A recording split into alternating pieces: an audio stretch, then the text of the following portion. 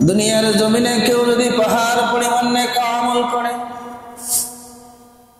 আর চিন্তা করে পাহাড় পরিমাণ নেক আমল করেছি, আমার জন্য তো জান্নাতটা একদম সহজ হয়ে যাবে।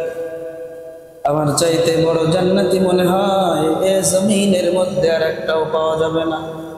অনেক অনেক নেক আমল করেছেন, 5 ওয়াক্ত নামাজ পড়েছেন, রমজান মাসে রোজা রেখেছেন, হজের মৌসুমে হজ করেছেন, যাকাতের অর্থগুলা সঠিকভাবে যাকাত দিয়ে দিয়েছেন, সবগুলো করেছেন। এরপরে চিন্তা করলেন আমার মতো বড় জান্নাতি মনে হয় এ জমিনের মধ্যে আর একটাও নাই।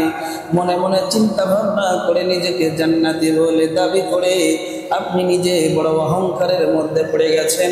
আমার মতো আমলদার ব্যক্তি এ জমিনের মধ্যে মনে হয় আর একটাও নাই। কিন্তু নবীজি বলেন হাসরের মাঠ যেদিন কায়েম হবে ওই দিন আমলের বড়াই করে আমলের অহংকার করে কেউ জান্নাতে যাইতে পারবে না। আমার আল্লাহ যদি দয়া না করে দুনিয়ার কোন মুসলমানের ক্ষমতা নাই আল্লাহ তাআলার জান্নাতে যাওয়া। এমনি ভাবে উদাহরণস্বরূপ দেওয়া হয়েছে, এক আল্লাহর বান্দা আমল করেছে, পাহাড় পরিমাণ নেক আমল করে হাসরের ময়দানে আল্লাহর কাছে বলবে আল্লাহ আমার তো নেকি অনেক, আমার আপনি আজকে জান্নাত দিয়ে দেন। এই যে দেখেন আমার পাহাড় পরিমাণ নেকি। আল্লাহ তাআলা ডাক দিয়ে বলবেন ও বান্দা জান্নাত চাও কিসের জোরে? বলে আল্লাহ তাআলা আমি নেকি অর্জন করেছি, পাহাড় পরিমাণ নেকি, আমার নেকির অভাব নাই। এই অভাব মুক্ত নেকি নিয়ে আপনার দরবারে দাঁড়াইছি। ওগো মালিক আমার এর বিনিময়ে আপনি জান্নাত দান করেন। আল্লাহ বলবেন যাও জান্নাত তো তোমাকে দিব, কিন্তু তার পূর্বে একটু আমার জাহান্নামটা একটু ঘুরে দেখে আসো। জাহান্নাম দেখার জন্য আল্লাহর বান্দা চলে যাবে বহু দূরের পথ। চলতে চলতে এক পর্যায়ে জাহান্নাম দেখবে, দেখার পর আবার যখন ফিরে চলে আসতে শুরু করবে এমন পিপাসা লাগবে, বান্দার পিপাসার কারণে বড় অবস্থা বড় কঠিন হয়ে যাবে। এই আল্লাহর বান্দার পিপাসায় বুকের সাথে ফেটে যাওয়ার উপক্রম হয়ে যাবে। এমন সময় পানি পানি বলে বান্দা টেনশন করবে। হঠাৎ করে একজন লোকের সঙ্গে দেখা হয়ে যাবে, দেখবে কলসি বোঝাই করে একটা হাতের মধ্যে পেয়ালা করে পানি নিয়ে বসে আছে। ডাকটা বলবেন ভাই আমাকে এক পেয়ালা পানি পান করাও।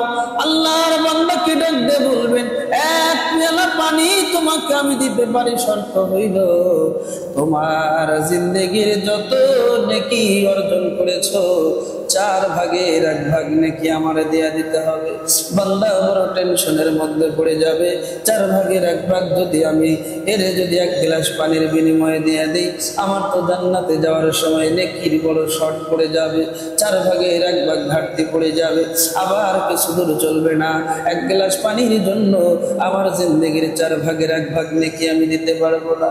কিছু দূর চলে যাবে, আবার যাওয়ার পর আবার পানির পিপাসা লাগবে।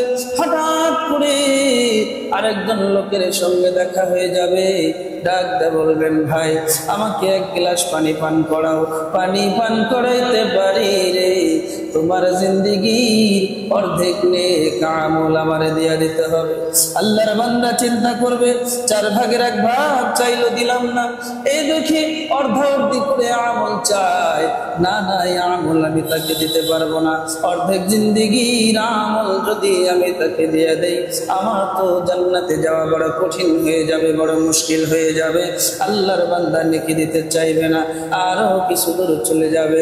এমন অবস্থায় পানির পিপাসা এমন ভাবে লাগবে রে, পানির পিপাসার কারণে বুকের সাথে ফেটে যাওয়ার উপক্রম হয়ে যাবে। আরো একজনের সঙ্গে দেখা হয়ে যাবে, রে ভাই 1 পেয়ালা পানি আমারে পান করাও। আল্লাহর বান্দা ডাক দেয়া বলবেন 1 পেয়ালা পানি তোমারে পান করাইতে পারি, জিন্দেগির 4 ভাগের 3 ভাগ আমারে দিয়ে দিতে হবে, আমল দিয়ে দিতে হবে।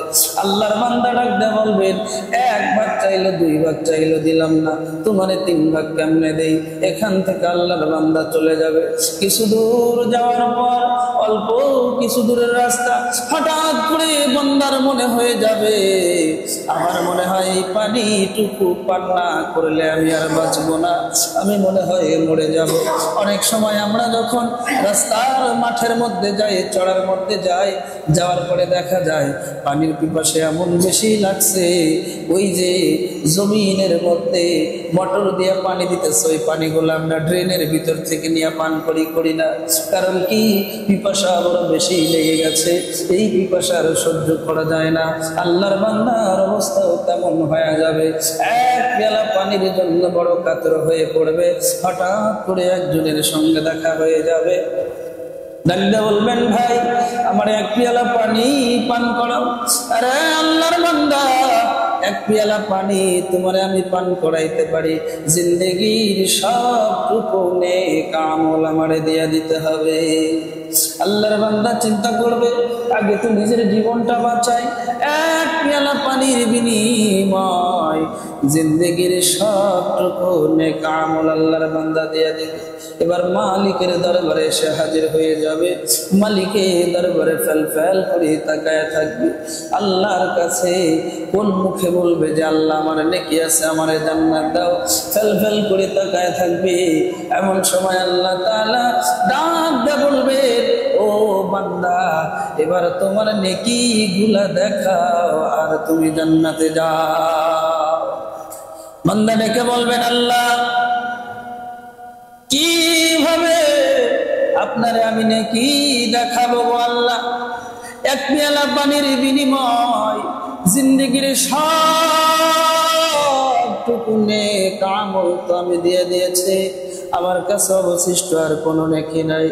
আল্লাহ তাআলা ডাক দিয়ে বলবেন, ও বান্দা, ও গোলাম, এক পেয়ালা পানির বিনিময় জিন্দেগির সব নেকি দিয়া দিলা।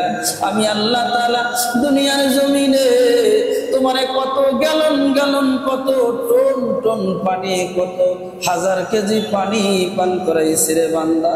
কতদিন এক গ্লাস দুই গ্লাস নয়, কেজি কেজি লিটার লিটার পানি পান করলা।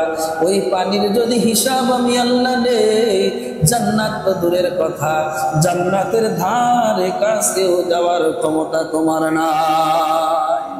বান্দা বড় আফসোস করে বলবে, আল্লাহ আমার তো জান্নাতে যাওয়া বড় কঠিন। আল্লাহ তাআলা ডাক দিয়ে বলবেন, ও গোলাম, নেকের বড়ের কারণে তোমার আমি জান্নাতে দিব না ঠিক, কিন্তু তুমি যে দুনিয়ার জমিনে নেক কাজ করছো, এই জন্য আমি আল্লাহর বড় দয়া লাগছে, বড় মায়া তোমার প্রতি হয়ে গেছে রে বান্দা। এই মায়া জনিত কারণে আজকে আমি আল্লাহ তাআলা তোমারে জান্নাতি হিসাবে কবুল করলাম। ওই আল্লাহর জান্নাতে যেতে চাইলে নেক আমল করার দরকার আছে না নাই?